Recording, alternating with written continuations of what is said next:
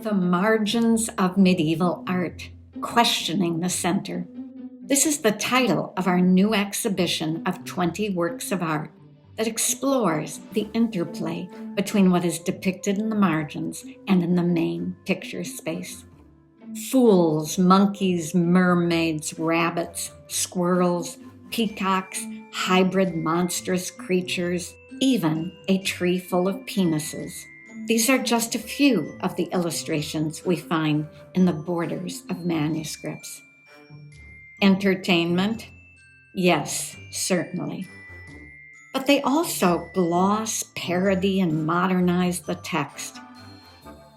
In a 13th century Psalter, on the page devoted to calculation, we see men holding all sorts of measuring instruments.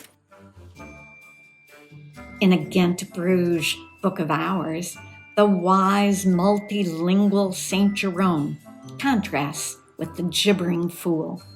Jewelers, too, had recourse to monstrous, otherworldly images which owners could wear. Coat clasps featuring playful dragons, a sculpturesque satyr dangling from a beautiful enamel necklace. Sometimes the margin bursts into our space. A donor stands outside the picture frame.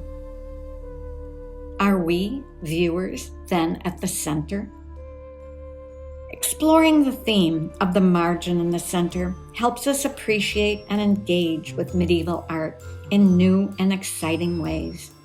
View the catalog and exhibition online or in person at our Chicago gallery. Listen to our podcasts on the margin and center. Visit us on social media. See you soon.